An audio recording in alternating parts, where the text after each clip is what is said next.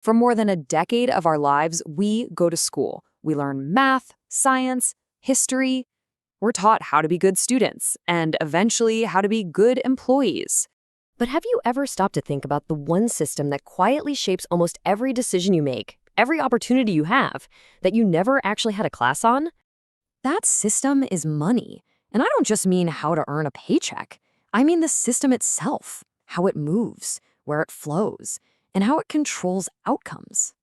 And once you begin to see this system clearly, it starts to make sense why so many people can do everything they were told to do, study hard, get a good job, work diligently, and still feel like they're falling behind. This all starts with the very foundation of our training, our education, and what it's truly designed to do. At its core, the modern education system was built for a specific purpose: to prepare people for the workforce, to create efficient and reliable employees. And in that sense, it's very effective.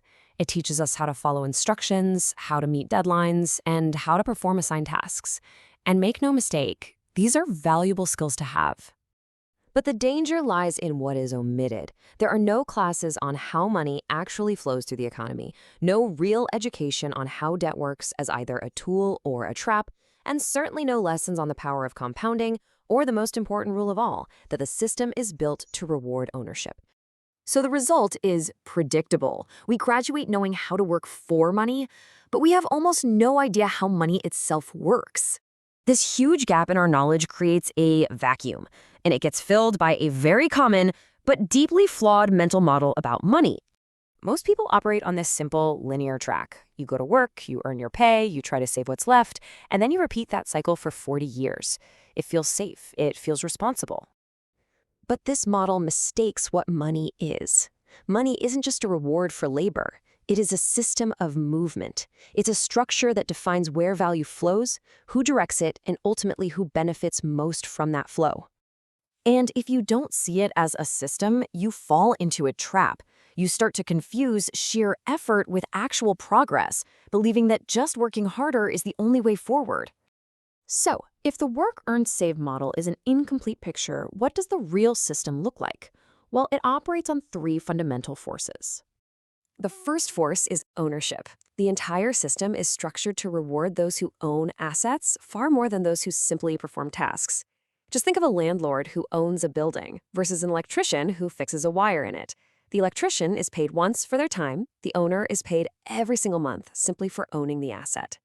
The second is leverage. This is the principle of using systems, capital, or other people's time to get a return that isn't directly tied to the hours you personally put in. It's the only way to break the link between your time and your income. And the third force is scale. This is about creating or participating in systems that can serve many, many people at once.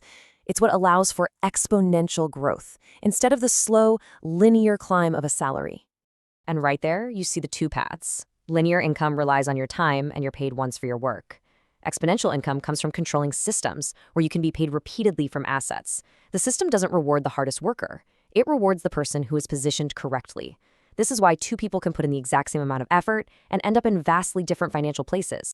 So, if this is how things work, why doesn't everybody know it? Why does it often feel like a secret? The answer is simple. The system isn't hidden by force, it's hidden by silence. Most people are just trying to get through the week. They're focused on their job, on the bills, on short-term survival. The daily pressure leaves very little time or mental energy to step back and question the rules of the game itself.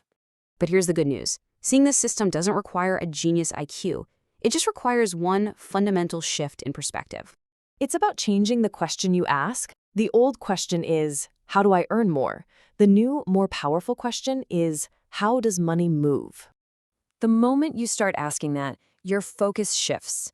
You stop chasing a bigger paycheck as the only goal. Instead, you start thinking about positioning, about patience, and about the systems that direct the flow of value. You begin to realize that true wealth is rarely loud or flashy. It's quiet. It is structured. And this brings us right back to the beginning. Your education wasn't useless. It was just incomplete. You were taught how to work inside a system.